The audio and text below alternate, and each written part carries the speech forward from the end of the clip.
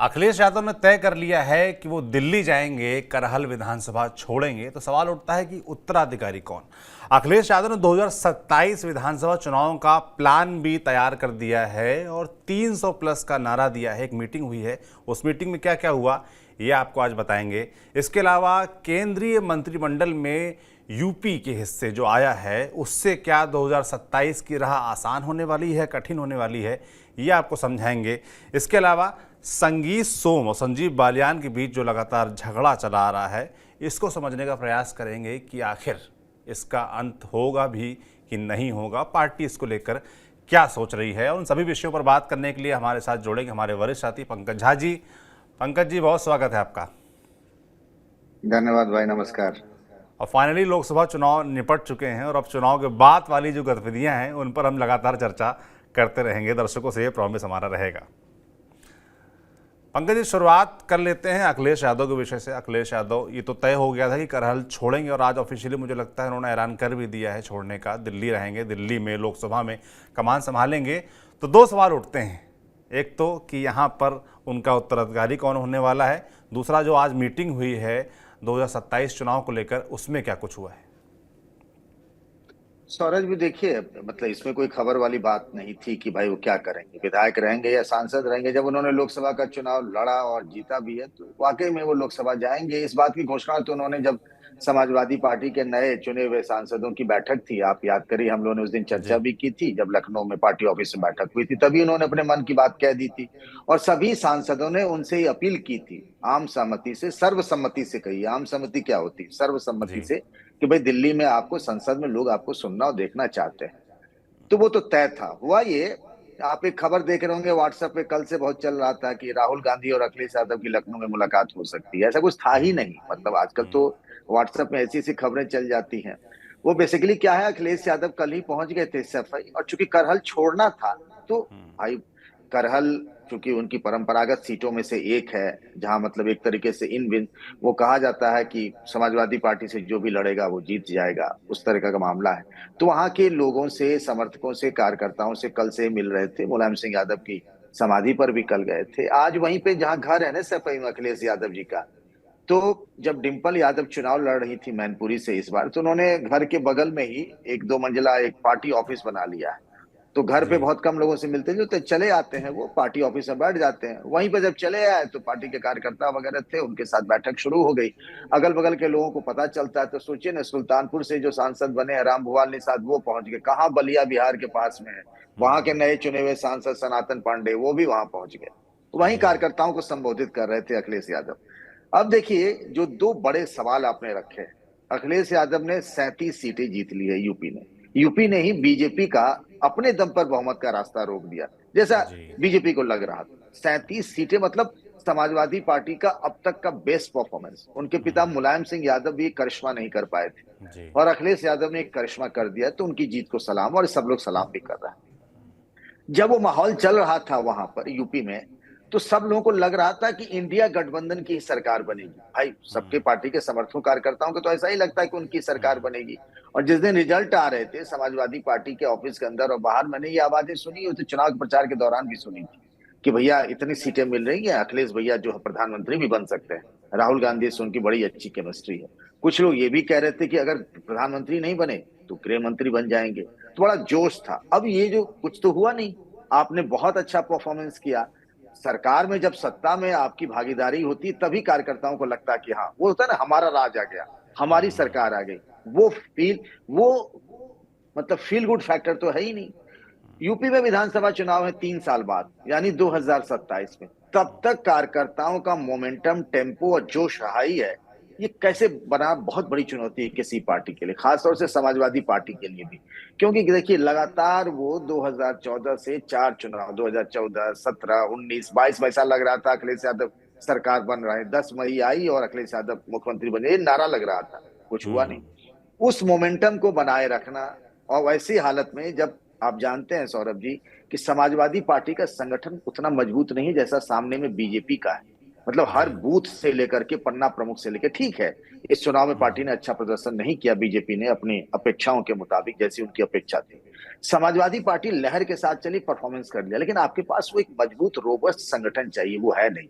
तो उस मोमेंटम को कैसे बनाए रखना होगा? तो आज उन्होंने कह दिया कि भाई 300 से ऊपर, 300 विधायकों वाली अपने बहुमत पे सरकार बनानी है। अब इसको ये मत समझिए कि कांग्रेस के साथ वो उनका गठबंधन कोई टूटने वाला है, ऐसे कोई संकेत नहीं थी। हर आदमी कहता है ना भाई, जैसे प्रधानमंत्री नरेंद्र मोदी कहते थे भाई 99 मार्क्स आ गया, तो अब 100 मार्क्स आए।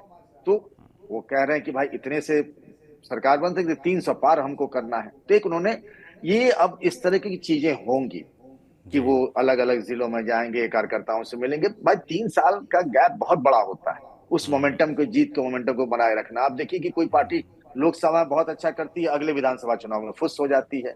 जी। तो कोई जरूरी नहीं है। तो अखिलेश यादव के पास ये चुनौती है कि अपने पार्टी के कार्यकर्ताओं के जोश को, उनके मोराल को उस लक्ष्य तक ले जाना कि 2027 में हमें हर हाल में सरकार बना लेना है। तो ये 300 पार का नारा दिया जाएगा, बहुत कुछ कहा जाएगा, तो एक चीज कहा गया। अब दूसरी बात, ये अखिलेश यादव का केंद्र अब लखनऊ से हो गया दिल्ली। लोकसभा में संसदीय दल के नेता वही होंगे, मोटे तौर पर यही हम सब मानकर चल रहे हैं। जी। राज्यसभा में रामगोपाल यादव जी देखेंगे। तो अब विपक्ष में नेता, वो आवाज जिसको सब लोग सुनना चाहेंगे, उसका पॉलिटिकल मैसेज। इधर तो योगी आदित्यनाथ होंगे विधानसभा में लखनऊ में, अब जी। उनके सामने कौन? अभी तक आपने देखा था कि अखिलेश यादव और योगी आदित्यनाथ के बीच जब संबोधन होता था विधानसभा के अंदर, खूब मतलब एक तरीके से जुबानी जंग भी होती थी। तो जी, खूब अब चर्चा में भी विपक्ष रहता का था। नेता कौन?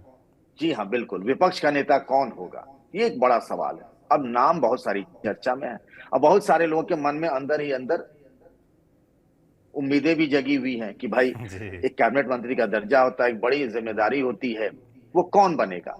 बहुत सारे लोग शिवपाल यादव की चर्चा कर रहे हैं। शिवपाल यादव के बेटे आदित्य यादव लोकसभा के लिए सांसद भी चुन लिए गए हैं, बदायूं से। लेकिन जहां तक मैं जानता हूं, और जिस पॉलिटिक्स और जिस गुणागणित या फॉर्मूले, सामाजिक, जिसको सोशल इंजीनियरिंग कहिए, इसको गुणागणित तो नहीं कहिएगा, जो पीडीए की बात करते थे अखिलेश यादव कि पीडीए ही एनडीए को हराएगा, तो उस जी। पीडीए का प्रयोग, अखिलेश यादव का पहला प्रयोग सफल हुआ, सारे प्रयोग उनके फेल हुए। मायावती कट्टर विरोधी, उनके साथ 19 का गठबंधन, 2022 में छोटी छोटी पार्टियों के साथ गठबंधन, वो सोशल इंजीनियरिंग, ओम प्रकाश राजभर, केशव देव मौर्य, संजय चौहान, पल्लवी पटेल, कुछ नहीं चला। ये जो प्रयोग किया है उन्होंने अपनी पार्टी का, पीडीए, किसी के साथ अलायंस नहीं किया कांग्रेस छोड़ के, कोई वो जाति वाली पार्टी के साथ नहीं, और अपने नेताओं पे भरोसा किया, उस खास बिरादरी पे, खासतौर से कुर्मी, पासी, जी। पाल, ये सब जो देखिए ना, सैनी, शाक्य, जो सब बीजेपी के वोटर होते थे पिछले 3-4 चुनाव में, उसका एक मेजर शिफ्ट हुआ है अखिलेश यादव की और उनकी पार्टी जी। समाजवादी पार्टी की तरफ, यानी पीडीए। तो मुझे नहीं लगता कि अखिलेश यादव ये करेंगे कि राज्यसभा में नेता रामगोपाल यादव, लोकसभा में खुद अखिलेश यादव, और यहाँ यूपी विधानसभा में विपक्ष का नेता शिवपाल यादव। मुझे नहीं लगता कि ऐसा वो करेंगे। जी। वो एक प्रयोग करना चाहेंगे, वो प्रयोग जो उनका सक्सेसफुल है, जो फॉर्मूला आपका सक्सेसफुल हो जाता है, आप उसी पे चलना चाहते हैं। तो मुझे लगता है कि पीडीए में से वो किसी को बनाएंगी विपक्ष का नेता। अब उसमें से भी 2-3 नाम हो सकते हैं। अब देखिए कि कई सारे लोग जो बड़े मजबूत नेता माने जाते हैं और पीडीए के फॉर्मूले में फिट बैठते हैं, चाहे वो लालजी वर्मा हो, तो वो तो लोकसभा में पहुंच चले गए जी। हैं, या फिर नरेश उत्तम पटेल, देखिए वो तो अब विधानसभा में नहीं थे, लेकिन लालजी वर्मा तो थे। तो मुझे एक नाम लग रहा है, और पारसी समाज ने बहुत वोट किया है इस बार। मतलब देखिए अयोध्या में अवधेश प्रसाद जो पारसी समाज के हैं, मतलब जी। फैजाबाद लोकसभा, वहां के सांसद चुन लिए गए। याद करिए सौरभ जी, आप विधानसभा में जब तस्वीर देखते थे तो अखिलेश यादव के बगल में कौन बैठा नजर आता था? यही अवधेश पासी, देखिए लाल रंग की टोपी पहने हुए। मैं जब अभी जी। लखनऊ से दिल्ली आ रहा था, मुझे अपने फ्लाइट के आगे वाली सीट पर अवधेश पासी मिल गया अपने बेटे के साथ, वही लाल रंग की टोपी पहने हुए, सहज जी। भाव से लोग उनके साथ अपनी सेल्फी फोटो भी ले रहे थे। उनको बड़ा अचरज हो रहा था कि लोग मेरे साथ फोटो ले रहे हैं भाई, तो आप फैजाबाद के जी। नए सांसद हैं, एक तरीके से सिंबल बन गए हैं। तो मैं ये कह रहा था कि मुझे लगता है कि 2-3 नाम है। एक नाम जिस पर मुझे लग रहा है कि शायद वो हो सकते हैं विपक्ष के नेता, इंद्रजीत सरोज, जिनके बेटे पुष्पेंद्र सरोज कौशाम्बी से सबसे कम उम्र में से चुने गए सांसदों में से एक है। जी। अपासी समुदाय ने वोट डाला, और ये कहा जा रहा है ना कि संविधान और आरक्षण बचाने के नाम पर दलितों ने जिस तरीके से वोट किया, उसको थोड़ा सा और मजबूत करना चाहेंगे उस गठबंधन को। तो मुझे लगता है कि दलित समाज से या अति पिछड़े समाज से अखिलेश यादव किसी को पीडीए फॉर्मूले के तहत विपक्ष का नेता बनाएंगे, ऐसा मुझे लग रहा है उनके मन में ही चल रहा होगा। बिल्कुल, पीडीए फॉर्मूला ही जैसा कि आप बता रहे हैं कि कंटिन्यू कर सकते हैं, क्योंकि उससे उनको सफलता फिलहाल लोकसभा चुनाव में मिली भी है। और जैसा कि आपने बताया कि भाई लोकसभा में और राज्यसभा में उनके परिवार के लोग ही हैं, विधानसभा में अगर बन जाएंगे तो गलत मैसेज जाएगा, तो उसका काउंटर अखिलेश यादव लेके आ सकते हैं। तो दिलचस्प होगा पंकज जी देखना कि आखिर कौन बनता है विधानसभा में नेता प्रतिपक्ष उत्तर प्रदेश में, और कौन योगी आदित्यनाथ के सामने खड़े होकर भाषण देने वाला है। नजर रहेगी हमारी इस पर। अखिलेश यादव का मुद्दा हो गया, अब चलते हैं जो कल कैबिनेट तय हो गई, किसको कौन सा मंत्रालय मिलना है ये तय हो गया है, और उत्तर प्रदेश के हिस्से 11 मंत्री हैं। और अगर कैबिनेट के लिहाज से देखें तो मात्र इकलौते कैबिनेट मंत्री राजनाथ सिंह हैं, और स्वतंत्र प्रभार के लिहाज से देखें तो जयंत चौधरी, बाकी सब राज्य मंत्री हैं। और पहले जो दबदबा था और अब जो दबदबा है, मतलब लोग तो ये भी कह रहे हैं कि भाई सबसे ज़्यादा मंत्रालय 11 मंत्रालय उत्तर प्रदेश के हिस्से ही गए हैं, उसको आप कम मत आकिए, और जितने सांसद जीत के हैं उस लिहाज से स्ट्राइक रेट अगर देखेंगे तो वो भी बेहतर हुआ है।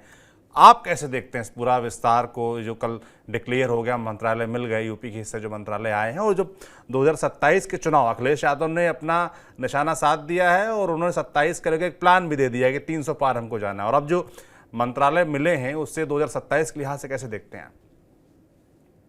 देखिए, मैं अभी सफाई आपको फिर थोड़ी देर के लिए ले चलता हूँ। वहां जब अखिलेश यादव अपनी पार्टी के नेताओं से बात कर रहे थे तो उन्होंने कहा कि जो लोग नए मंत्री बने हैं ना, उनके किसी के चेहरे पे उन्हें खुशी नहीं नजर आ रही। और एक बात जानिए, ये विवाद बड़ा लंबा है और ये चिरंतक रहेगा। जैसे कि हमारे टीवी में या फिर न्यूज संस्थानों में क्या होता है ना, इनपुट और आउटपुट का जो झगड़ा है ना, वो हरि अनंत कथा टाइप का है। उसी जी तरीके से कैबिनेट मंत्रियों और राज्य मंत्रियों के बीच का झगड़ा भी है। यूपी में आपने देखा ही था कि किस तरीके से झगड़ा हुआ था। वो जो मेरठ के एक मंत्री, नाम मैं भी भूल रहा हूँ, तो उन्होंने कहा उनको कोई काम ही नहीं करने दिया जाता। फिर 3-4 राज्य मंत्रियों ने कहा। मनमोहन सिंह के सरकार में एक बड़ा मुद्दा बन गया था। राज्य मंत्रियों ने कहा कोई फाइल और किसी चीज की मुझे जानकारी नहीं होती। मनमोहन सिंह ने बाद में कैबिनेट मंत्रियों को कहा, भाई उनको भी तो कुछ बताइए कि आपके विभाग में क्या हो रहा है। राज्य मंत्री के पास करने के लिए कुछ नहीं होता है। कल हम ऐसे ही कुछ राज्य मंत्रियों से मिले, यूपी कोटे से, नाम नहीं बताऊंगा। तो जी वहां तब तक मैं जब मिल रहा था तब मंत्रालयों का बंटवारा नहीं हुआ था। फिर जब मंत्रालय बंट गए तब भी मिला। तो ये चर्चा हो रही थी कि भाई जो शिवराज सिंह चौहान के साथ रहेंगे राज्य मंत्री, उनको तो थोड़ा बहुत कुछ काम करने को मिल जाएगा।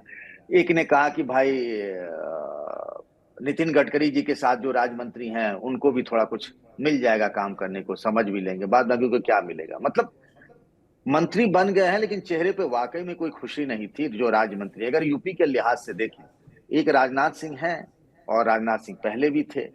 जो यूपी में अभी रिजल्ट आया उसके बाद मुझे अपेक्षा थी कि एक पॉलिटिकल मैसेज जाएगा।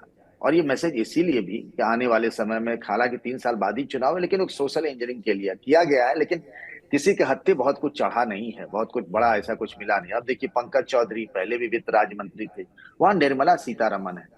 क्या करेंगे पंकज चौधरी? जी कमलेश पासवान को देखिए, राज्य मंत्री बनाया गया है। जितिन प्रसाद हैं, भारी भरकम विभाग तो मिला लेकिन राज्य मंत्री क्या कर लेंगे। अब एक जयंत चौधरी जो स्वतंत्र प्रभार के राज्य मंत्री बनाए गए, और पहले भी यूपी को था, ये बीजेपी में महेंद्र नाथ पांडे जो चुनाव हार गए चंदौली से, वो भी तो इसी विभाग के मंत्री थे। तो उस जी लिहाज से देखिए तो एक राजनाथ जी को छोड़ दीजिए, और राजनाथ जी का जो विभाग है उसमें सबसे बड़ा मुद्दा क्या है? अग्निवीर का मुद्दा है। वो पूरे देश का मुद्दा है कि अग्निवीर जी की व्यवस्था को खत्म करने वाला। बाद बाकी एक ऐसे विभाग होते हैं ना, जैसे कि रेल हो गया, रूरल डेवलपमेंट हो गया, पंचायती राज हो गया, हेल्थ हो गया, जहां से आम लोगों का ना डे टू डे वास्ता पड़ता है, जी जहां आप डायरेक्टली कनेक्ट रहते हैं। ऐसा कोई विभाग आपको नजर आया क्या? उसमें भी राज्य मंत्री ऐसे में बहुत कुछ खास है नहीं। तो अगर आप सरसरी तौर से उठा के देखिए, जितने भी बड़े सहयोगी दल से अनुप्रिया पटेल पहले फर्स्ट जब पहली बार वो मंत्री बनी थी, तो उस वक्त जेपी नड्डा जी स्वास्थ्य केंद्रीय स्वास्थ्य मंत्री थे, तो अनुप्रिया पटेल तब स्वास्थ्य राज्य मंत्री थी। उनको फिर से उसमें दिया गया। थोड़ा बहुत वो देखिए क्या कर सकते हैं या वो। इसी तरह से जितने भी अगर आप मंत्री उठा के दीजिए, या तो सहयोगी दल के हैं या फिर बीजेपी के अपने कोटे के हैं। चाहे जो नए मंत्री बने हैं वो कमलेश पासवान हो या जितिन प्रसाद हो, पुराने पंकज चौधरी, एसपी सिंह एसपी सिंह बघेल, बघेल। क्या हो जाएगा। मतलब बहुत कुछ, मुझे नहीं लगता कि इस मंत्रिमंडल से यूपी के लोगों को बहुत ज्यादा उम्मीदें लगानी चाहिए। हाँ, लेकिन ये है कि बहुत सारे लोग मंत्री अपने इलाकों में जा सकते हैं, मिल सकते हैं। उस इलाके के लोगों को ये कहने के लिए होगा कि उनका जो सांसद है वो मंत्री है। बस इतना मुझे लगता है फिलहाल, तो इससे ज्यादा मैं समझ नहीं पा रहा हूं। मतलब यूपी और बिहार दोनों जगह कुल मिला के यही स्थिति है। बिल्कुल, अब इसको 2027 के लिहाज से कैसे साधेंगे ये देखने वाला होगा।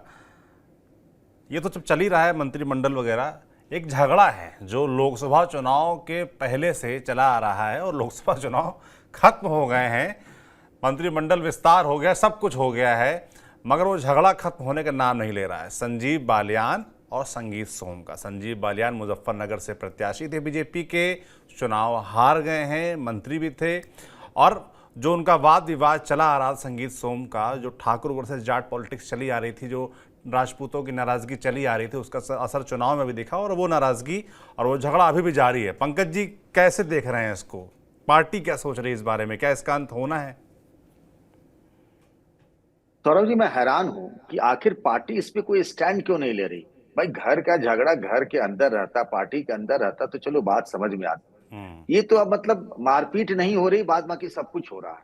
और ये लोकसभा चुनाव जब चल रहा था तब से, और जब चुनाव खत्म हो गया है, यहाँ प्रधानमंत्री नरेंद्र मोदी कह रहे हैं कि भाई सबको 100 दिन का एजेंडा, 2047 तक की बात, बीजेपी के लोगों को हार से सबक सीखनी चाहिए। मतलब जो अच्छा परफॉर्मेंस नहीं रहा, पार्टी के दूसरे नेता कह रहे हैं, और यहाँ तो कुछ और ही चल रहा है। आज इस बारे में हमने संगीत सोम से ही बात की, जब मेरे पास ये जानकारी आई कि दोपहर 1 बजे प्रेस कॉन्फ्रेंस कर रहा है। मैंने उनसे फोन किया और कहा कि भाई क्या है ये सब। तो बोले हम क्या कर रहे हैं, क्रिया की प्रतिक्रिया तो होगी ही। मैंने ये क्या है भाई बताइए। तो उन्होंने कहा मैं तो कभी शुरुआत नहीं किया। सबसे पहले संजीव बालियान ने हमारे बारे में बोला था कि वो विकास की राजनीति करते हैं, मैं विनाश की राजनीति करता हूं। तो भाई मुझे जवाब देना था तो मैंने दे दिया। फिर उन्होंने बात कही है कि भाई शिखंडी ने मुझे चुनाव हरवा दिया, मुझे शिखंडी कहेंगे, मेरा नाम कहेंगे तो मैं बोलूंगा ही। भाई उन्होंने कहा कि सरधना जो विधानसभा क्षेत्र जहां से वो चुनाव हार गए, उन्होंने कहा कि जब मैं चुनाव हारा तब तो मैंने संजीव बालियान के खिलाफ कोई प्रेस कॉन्फ्रेंस नहीं किया, नहीं कहा कि उन्होंने हराया है। मैंने कहा लोग बताते तो हैं कि आप कहते रहते। बोला किसने कहा, हमारा कोई बाइट दिखा दीजिए, मेरा कोई वीडियो दे दीजिए। पर उनके तो मैं ऐसे कई सारे वीडियो दे दूंगा जिसमें ऐसा कह रहे हैं। शुरुआत उन्होंने की है, उन्होंने मेरे बारे में कल कहा तो आज मैं प्रेस कॉन्फ्रेंस करूंगा। मैंने कहा इसका कोई अंत है? ये दोनों हाथ से ताली बजती रहेगी, लोग हंसते रहेंगे कि भाई पार्टी के अंदर क्या झगड़ा चल रहा है। और वाकई में मुजफ्फरनगर में संजीव बालियान की हार हो गई, और ये बड़ा चौंकाने वाला है। जी। 2019 में याद करिए Saurabh ji, Samajwadi party, BSP, RLD तीनों का गठबंधन था। सामने में चौधरी अजीत सिंह जैसे बड़े नेता थे जी। और उनको संजीव बालियान ने हरा दिया। अब की बार उनके सामने एक जाट नेता थे, हरेंद्र मल्लिक, समाजवादी पार्टी की। और ये कहा जाता है कि भाई समाजवादी पार्टी का पश्चिम में उनका अपना बेस वोट मुसलमान के अलावा क्या है, यादव तो उस साइड में ज्यादा है नहीं। लेकिन हरेंद्र मल्लिक ने संजीव बालियान को पटकनी दे दी। अब उसके बारे में तमाम तरह की चीजें कही जा रही है। संजीव बालियान को ये लगता है, जो मोदी सरकार में मंत्री भी रहे, जाट नेता है, चर्चित चेहरे हैं, उनकी हार। तो संगीत सोम पर कह रहे हैं, संगीत सोम ने कहा भाई अपना घर तो बचाए नहीं। जो चरथावल विधानसभा है, उन्होंने कहा उनकी अपनी यहाँ विधानसभा में वो हार गए। हमने तो, उनका ये कहना है, सरधना जहां से चुनाव जीती, का विधायक भी बने थे, बाद में हार भी गए। अतुल प्रधान वहां से भी विधायक। उन्होंने कहा 80,000 दोनों पार्टियों को मिला, यानी समाजवादी पार्टी को भी और बीजेपी को। तो बोला हमने कैसे हरा दिया भाई, हमने तो उनको वहां बराबरी पर छोड़ा, आप अपने इलाके में हार गए। अब बात सिर्फ घर के अंदर ही नहीं रही, मुझे लगता है इसमें एंगल कुछ और भी। इन दोनों के रिश्ते 36 कह रहे हैं, किसी से छिपी नहीं है ये बात। जी। बहुत सारी बातें कहने लगे। अभी मुझे पता लगा प्रेस कॉन्फ्रेंस में तो उन्होंने ये भी कह दिया कि आरएलडी से गठबंधन का कोई फायदा नहीं हुआ। मतलब अच्छा। आरएलडी को 2 सीटें मिली, वो अपनी सीटें जीत गए, और हमें इसका कोई फायदा नहीं। वो इशारों इशारों में ये कह रहे हैं कि आरएलडी से अगर फायदा होता तो संजीव बालियान क्यों हार जाते। इसका मतलब ये समझिए, वो बिना कहे कह ये रहे हैं कि भाई ठाकुरों ने वोट दिया, मैं सरधना का हूं, वहां बराबरी पर छूटे। आप जिस बिरादरी के हो, जाट, तो आरएलडी के साथ मिल गए तो भी आपका कल्याण नहीं हुआ। मतलब आपकी बिरादरी के लोगों ने ही आपको ठेंगा दिखा दिया, आप उनकी वजह से हारे हैं। आप जाओ वहां, जाओ और वहां बात करो। ये एक तीर से संजीव बालियान के खिलाफ संगीत सोम कई निशाने साध रहे हैं। और अगर इस पर कंट्रोल नहीं किया गया, अगर ये मामला नहीं थमा, अभी तो ये मुजफ्फरनगर का झगड़ा है, आप भी खूब घूमे हैं चुनाव में, आप जानते जी। हैं अभी कई जगहों पर नीचे दबा हुआ है। पर लोगों का हौसला बढ़ता है, वो देख रहे होंगे भाई संजीव बालियान भी बोल रहे हैं, जी। पार्टी ने उनको भी नहीं रोका। संगीत सोम भी बोल रहे हैं, पार्टी जो डिसिप्लिन पार्टी, मतलब प्रधानमंत्री नरेंद्र मोदी, अमित शाह के युग में कहा जाता है कि यहाँ कोई कुछ कह नहीं सकता, मतलब किसी को भी पता मतलब मैं सुनिए तो एक कहानी बता रहा हूँ आपको। जी। कमलेश पासवान को कल मैंने 10:30 बजे फोन किया कि भाई साहब आप मंत्री बन रहे हैं, फोन ऑन आ गया? बोले नहीं, कोई फोन तो आया नहीं है। मैंने कहा यार, मुझे जो आदमी ने बताया, जो वहां बैठा था, जिसको जानकारी थी, बोले कि इनको तो फोन आ गया है। कल जब मुलाकात हुई, हमने कहा भाई आपने हमको क्यों ऐसा कहा कि भाई फोन नहीं आया? आपको तो फोन आ चुका था। अब बोले हम कैसे बता सकते हैं, हम बीजेपी में हैं, फोन तो 8:30 बजे सवेरे ही आ गया था। तो ये तो अरे, वैसी पार्टी है कि आप अपनी खुशी भी नहीं बता सकते जब तक आधिकारिक ना हो जाए। ये तो जी। समझिए हम पत्रकारों के लिए कितनी चुनौती। कल तो वो टी पार्टी का जो प्रधानमंत्री का वीडियो था वो आ गया था, वरना किसी को पता होता कि कौन मंत्री बन रहा है या नहीं बन रहा। हम लोग उसी जी वीडियो में से बिल्कुल। चेहरे तलाश तलाश कर पता की कि कौन कौन मंत्री बन रहा है। आप भी देखे होंगे, जी। कीर्तिवर्धन सिंह उसमें नहीं थे तो पता ही नहीं था, वो तो हाँ। उनकी चिट्ठी आ गई तो पता चला।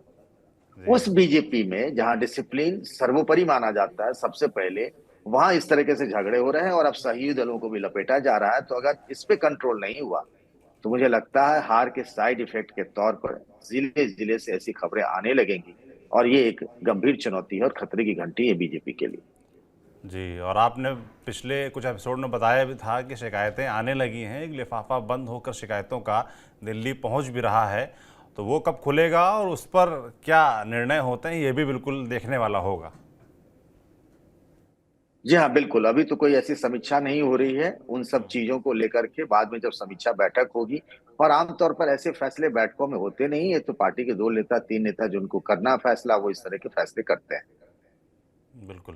पंकज जी, एक और आखिरी सवाल मेरा आपसे है, जो कि राष्ट्रीय परिदृश्य में चल भी रहा है जब से जेपी नड्डा ने शपथ ले ली है मंत्री के तौर पर, और स्वास्थ्य मंत्री बन भी गए हैं, उन्होंने ज्वाइन भी कर लिया है विभाग। तो ऐसे में अगला राष्ट्रीय अध्यक्ष कौन होगा, इसको लेकर कयासों का दौर चालू हो गया है। तमाम जो मंत्री, जो लोग लगते थे कि वो बन सकते हैं अगले राष्ट्रीय अध्यक्ष, चाहे भूपेंद्र यादव हों, धर्मेंद्र प्रधान हों, या अर्जुन राम मेघवाल हों, जो इस तरह के बड़े नाम थे, वो सब मंत्री बन गए हैं। तो उसके बाद से अब लग रहा है कि कौन हो सकता है राष्ट्रीय अध्यक्ष, होगा भी कि नहीं होगा, जेपी नड्डा ही कंटिन्यू करेंगे क्या? क्या आप तक आ रही खबर? देखिए, मैं कई लोगों से पूछा, खास तौर से जो बीजेपी की पॉलिटिक्स पर बहुत बारीक नजर रखते हैं, उनकी समझ में भी कुछ नहीं आ रहा है। अभी लोकसभा का अध्यक्ष बनाया जाना है। कई राज्यों में देखिए कि प्रदेश अध्यक्ष मंत्री बन गए हैं, जैसे CR पाटिल हैं जी। गुजरात के, सुकांतो मजूमदार हैं पश्चिम बंगाल के, तो वहां भी रिप्लेसमेंट होगा। अब नड्डा जी का कार्यकाल जून तक है, तब उनके बाद कौन होगा? क्योंकि एक्सटेंशन मिला हुआ था, जेपी नड्डा जी को 2-2 विभाग मिल गए हैं, तो कोई एक नया पार्टी अध्यक्ष, राष्ट्रीय अध्यक्ष होगा। कौन होगा? अब नाम कई सारे चल रहे हैं। अब नाम करने के लिए तो भाई विनोद तावड़े जी का चल रहा है, लेकिन विनोद तावड़े जी मराठा हैं और महाराष्ट्र में चुनाव है। उस लिहाज से विनोद तावड़े, मतलब तर्क के आधार पर देखें बीजेपी में जी। क्या होगा, कोई भी मतलब वहां पतंगबाजी तो चलती नहीं है। कई बार आपके मतलब हैरान करने वाले फैसले होते हैं, और आप जहां तक सोच सकते हैं वो उनसे ऊपर सोचते हैं। जी। तो अब सिर्फ महाराष्ट्र के लिए विनोद तावड़े को बना दिया जाए, मतलब मैं समझ नहीं पा रहा हूँ। सुनील बंसल के नाम की भी चर्चा हो रही है, जो जी। यूपी में लंबे समय तक संगठन मंत्री रहे, मूलतः राजस्थान के रहने वाले हैं। तो सुनील बंसल को बना दिया जाए। तेलंगाना के प्रभारी थे वो, अच्छा वो पार्टी ने किया। उड़ीसा में जी। तो जहाँ के प्रभारी रहे वहां तो पार्टी ने चमत्कार कर दिया, लेकिन बंगाल में फिर पार्टी ने वैसे प्रदर्शन, वैसे नतीजे पार्टी के लिए नहीं आए। तो क्या सुनील बंसल तो बड़े युवा हो जाएंगे, क्या उनको ये जिम्मेदारी दी जा सकती है? खास तौर से एक चीज और भी होता है कि जब पार्टी के राष्ट्रीय अध्यक्ष बनाते हैं आप, तो इसका एक पॉलिटिकल मैसेज भी होता है, किस जी। बिरादरी से है। कुछ लोग कह हाँ। रहे हैं कि किसी महिला को बनाया जा सकता है। तो अब ऐसी कौन सी महिला है? आप ढूंढते रहिए, समझ ही में नहीं आ रहा है। किसी ने कहा कि इस बार हिंदुस्तान के एक बड़े हिस्से में ये 400 पार के चक्कर में दलित वोटों का बहुत बड़ा नुकसान हुआ, और जी। यूपी में तो हमने आपने खुले तौर पे देखा है देखा भी। इसको। तो क्या किसी दलित समाज से किसी ऐसे नेता को पार्टी का राष्ट्रीय अध्यक्ष बनाया जा सकता है? अब हम दलित में दिमाग दौड़ाने लगते हैं। आप भी दौड़ाइए, आपको कोई ऐसा चेहरा या नाम दिख नहीं रहा, कोई सरप्राइज एलिमेंट आ जाए। एक तो क्या नाम जो पार्टी चलता था इन वो आधार दिमाग में, वो किस अर्जुन आधार? राम मेघवाल का था, वो मंत्री बन गए हैं। जी हाँ, वो वही मैं कह रहा हूँ कि ऐसा कोई पॉलिटिकल मैसेज दिखे कि भाई किसको बनाएंगे। पिछड़े, अगर ओबीसी बिरादरी से बात करें तो प्रधानमंत्री खुद ही उस समाज से आते हैं, कहते भी हैं। तो मुझे नहीं लगता कि पिछड़े की जरूरत पड़ेगी। दलित से हो सकता है, आपको देखिए तो अब दलित में किसको राष्ट्रीय अध्यक्ष बनाया जाए, क्या किसी महिला को दिया जाए? तो ये अभी हम लोग सिर्फ पतंगबाजी ही कर सकते हैं। कुछ लोग कह रहे हैं कि कुछ दिन और भी जेपी नड्डा के साथ ही पार्टी स्टॉप गैप अरेंजमेंट के तौर पर उनको अध्यक्ष लेकर के चल सकती है और किसी को कार्यवाहक अध्यक्ष बना दिया जाए। पर जो बीजेपी को देखते हैं हर दिन समझते हैं, ये उनकी राय है जो मैं आपसे शेयर कर रहा हूँ।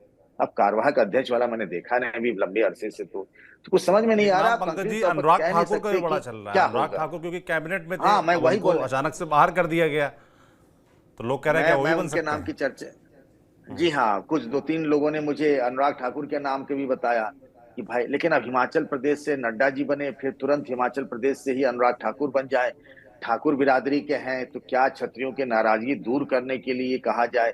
लेकिन समस्या ये है कि क्षत्रियों की नाराजगी तो चलिए, लेकिन एक बड़ा जो वोट बैंक है 22%, 25% का आप एससी समाज का है, 50% से ऊपर का एक ओबीसी समाज का है, महिला अपने आप में आज की तारीख में देखिए कि हर पार्टी यूथ और महिला की बात कर रही है, तो क्या उस तरफ पार्टी का फोकस हो सकता है? तो अभी हम पतंगबाजी के अलावा कुछ कर नहीं सकते सौरभ जी। आप भी दिमाग जी लगे, हम भी लगाते हैं, होगा वही जी जो पार्टी का केंद्रीय नेतृत्व तय करता है। बिल्कुल। तो लगातार हमारी नज़र इस पर बनी रहेगी कि कौन हो सकता है अगला राष्ट्रीय अध्यक्ष। यूपी से जुड़े तमाम मसले और उनसे जुड़ी जानकारी हमने आप तक पहुंचाई, ऐसे ही लगातार पहुंचाते रहेंगे। पंकज जी आपका बहुत बहुत धन्यवाद। तो धन्यवाद। 2027 को लेकर अखिलेश यादव क्या सोच रहे हैं, बीजेपी की क्या प्लानिंग है, और जो झगड़ा चल रहा है संजीव बालियान को, उसको लेकर पार्टी क्या सोच रही है, क्या हो सकता है, सब हमने आपको बताया। लगातार उत्तर प्रदेश से जुड़े अपडेट्स, राजनीतिक अपडेट्स आप तक पहुंचाते रहेंगे। आप देखते रहिए TV9 डिजिटल। शुक्रिया।